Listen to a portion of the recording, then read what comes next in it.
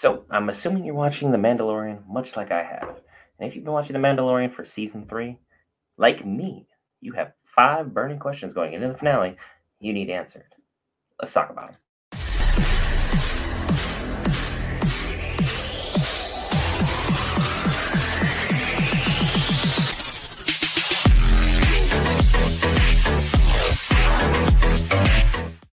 Hey guys, Brent here for Geek Ferrets. If you're already subscribed to the channel, you already know what we are about. We talk about The Mandalorian, we talk about Demon Slayer, we talk about Titans Season 4 going into the conclusion, as we have covered movies, TV, television, comics, all that amazing stuff. If you're interested in that stuff, be sure to hit the subscribe button, bottom right corner. If not, like, dislike, comment, let us know what you think in the description bubble. Look, the 5 questions that need to be answered, we'll start off with question number 1. And this is the question that is the most prominent question in fans' minds in this season. Who is the spy? And obviously, there's a couple names that have been floated out.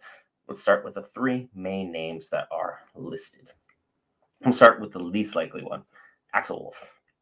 Start off the bat, this dude, straight up red herring. He's always being listed as edgy and antagonistic and just straight up barbaric. These are Mandalorians. This is who they are. He stayed very true to his roots. As far as a sellout of his entire race, yeah, no. I'm just going to go flat out no on him. He's not extreme enough for that. That's not who he is. That's not what he's about. Let's look at option 2. And this option, while unlikely, would have the highest amount of impact on the show overall, and let alone this season. Bo-Katan.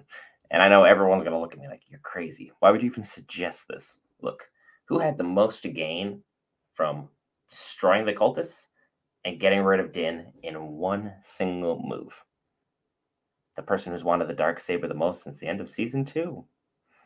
The one who was pouting on her throne room to begin the season, talking about how everyone left because they couldn't respect her because she had nothing to offer because she did not have the Darksaber.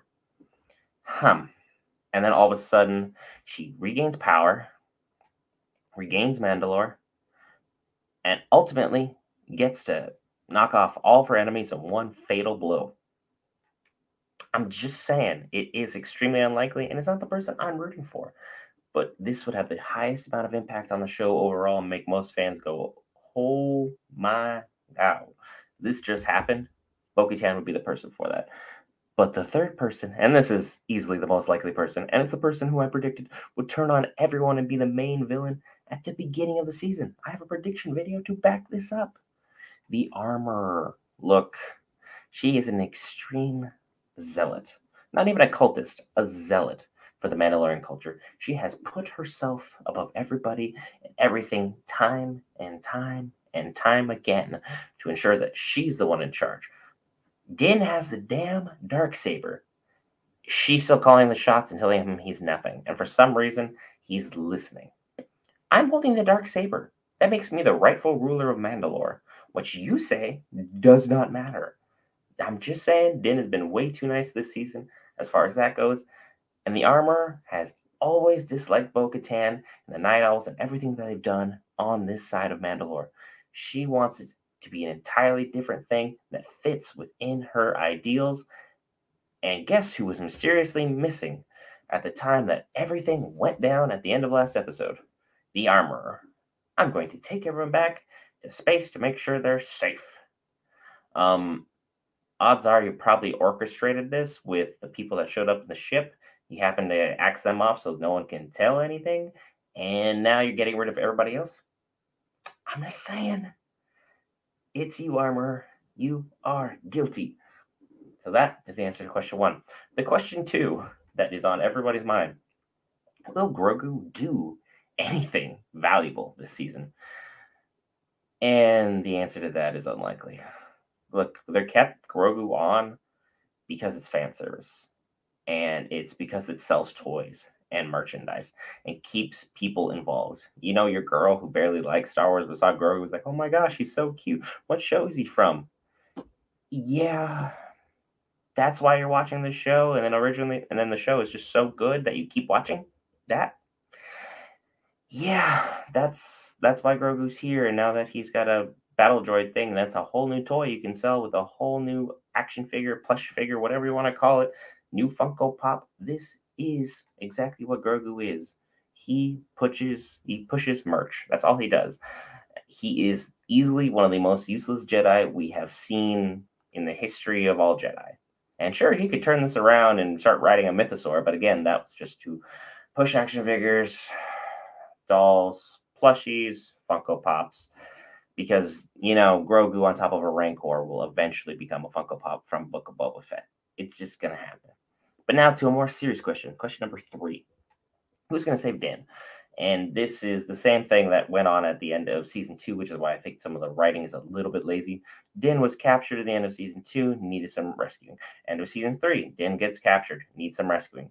And I'm going to start off with a name that we started season 2 as, at the very end, Luke, the biggest cameo in Mandalorian and one of the cameos that upset me the most. I have my reasons, but ultimately, Luke was the one that rescued Din last time. He will not be doing that this time. If you do that again, fans will likely riot. It is lazy, sloppy writing. Luke is the most OP Jedi in the galaxy currently.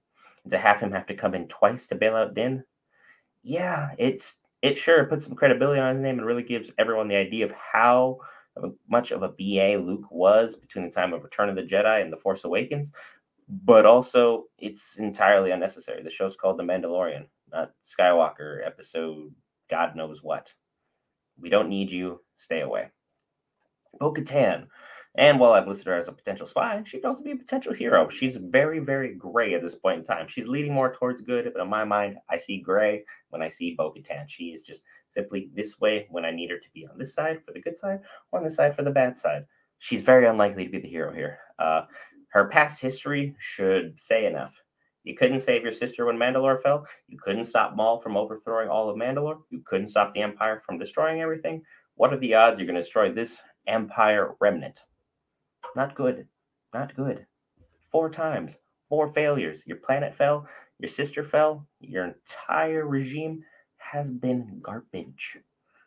I like you as a character, but this is outside of your capabilities of growing. I'm just saying that right here, right now. Which leads us to our 2 likely candidates, and one of them is a fever dream I have. One is reality. We're going to start with fever dream. Ezra.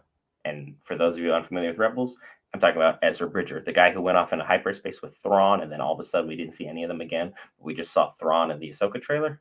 Now we have Ezra potentially coming back for this, which would have huge implications upon the Ahsoka series overall, because she's looking for him for reasons that are varied. But ultimately, I don't think he'll be here, but this would get the biggest pop out of the fans. This is the one that everyone would start losing their minds collectively and be like, this is exactly what we wanted. It's a huge, huge cameo to have come up for us ultimately. And it's something you would have had to hit exceptionally well, but Disney has done very well on hiding cameos. We barely even knew about Luke last year. So that's fantastic that they're able to pull this off. And then, obviously, while I already said her name, Ahsoka. I believe she's going to be the one that comes and saves Din. Sorry, I said Jin. It's spelled exactly the same. Ahsoka is going to be the exact same cameo that Luke had. They're going to give her some type of hallway scene where she's just absolutely knocking people down left and right. Filoni has had a huge flavor for copying and pasting that at certain points in time. Favreau has taken notes and will continue to do the same. Sure, it's a copycat of the end of season 2, but would it still be impactful and make the fans very happy? Yes. Yes, it would. And here we get to question 4. Who's going to stop Gideon, and will he be stopped this season? The answer is it's going to be a Jedi if it is done. Just plain and simple. It showed nobody else has any capabilities of making this happen at all. Gideon is operating on a whole different level that unless you're a Jedi, you cannot hang with. But ultimately, season forms are already been confirmed, so he's not going to get stopped this season.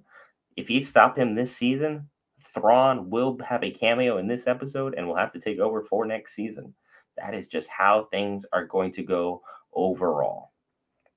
Having Gideon be this kind of level of villain is amazing. Giancarlo Esposito, amazing actor. Appreciate you. You are killing this role and you're providing a lot of credibility to Star Wars that previously has been lacking since a certain company was sold to somebody else, Disney. But I'm just saying, Gideon, you've done a great job. I want you to continue on to the next season because season 4 is already confirmed. And this ends up with question number 5. Will we see Thrawn, Ahsoka, or Ezra? Thrawn, no. We're not seeing you. I would love to see Lars Mikkelsen in this role. I'd like to see him pop up at some point in time. It needs to have a better rhyme or reason that he's going to be here for either leading Gideon through every step that's been happening, or to overthrow Gideon, or to stop the Jedi from succeeding. It kind of ruins the impact of next season's impact for Ahsoka, but it'd be cool, but unlikely.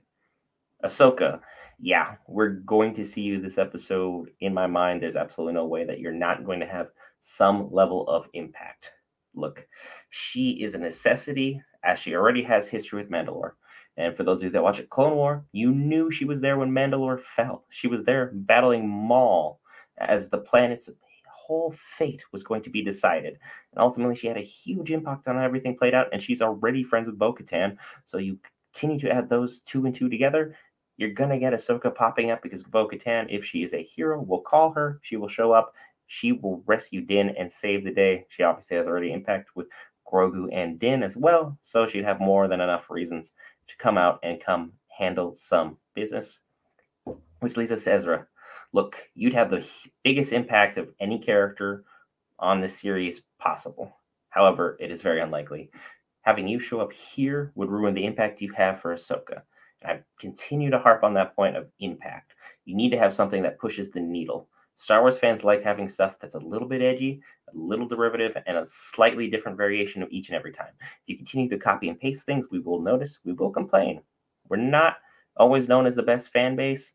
And while we would pop big for Ezra, save that pop for a time where he deserves it in a whole different series that has not tried to retcon all of Mandalorian to be the show that just creates all these spin-offs. It's been an amazing run with Mandalorian.